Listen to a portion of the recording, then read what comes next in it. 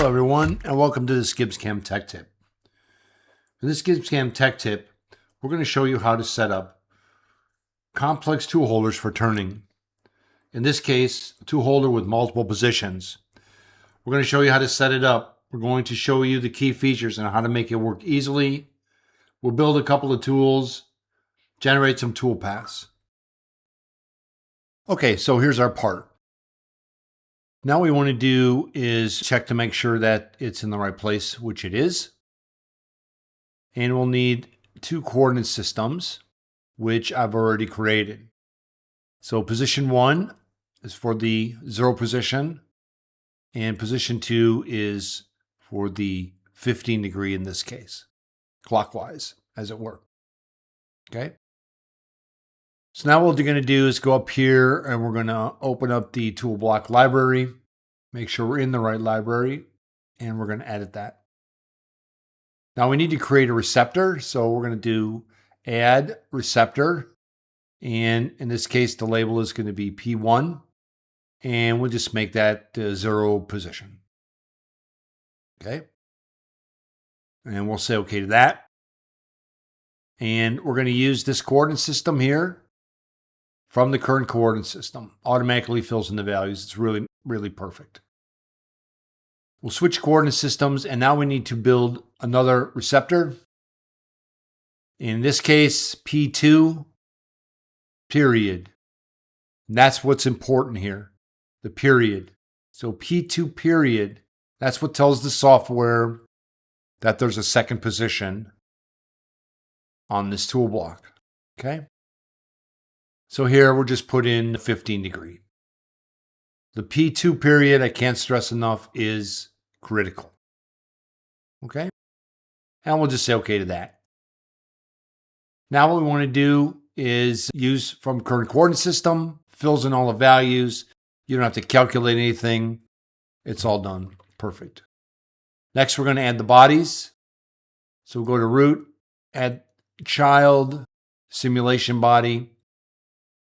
Again, add the child, simulation body. These are the bolts, and then the spacer. Add simulation body. Pretty easy. Okay. So now we're going to go up here and we're going to open up a tool. And what we can do is if we show the tool in the tool group, you can see there, that's position 1. You can see the tool in position 1. If we click here, we can see the tool in position 2. So very nice, very easy, very fast, easy to set up. Okay. And then we'll just add this to our library, and Gibbs is going to go off and do what it does and put it in the library for us. And there you go. So now you have a new tool block in the library. Okay? Easy. Okay, so here's our part.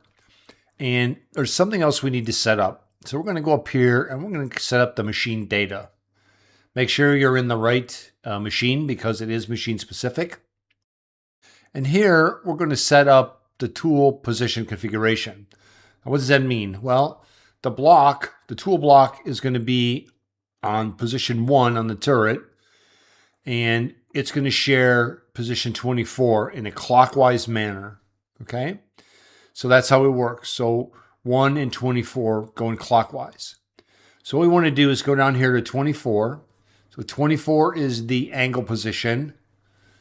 The block is in position on the turret 1, and we're going to use the second location. So we set up P1, P2. So P2 is the second location. And that's how it works. Okay. So based on your turret configuration, it could be clockwise or counterclockwise. So then we just go through and we set all of the ones that we need, and that's it.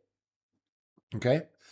So we save the changes, and now we're ready to create some tools and put a couple of processes on it. Okay.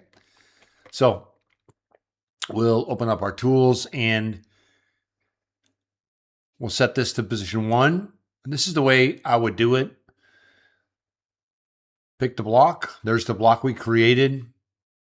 And we can look and we can see that the tool is in the block in position 1.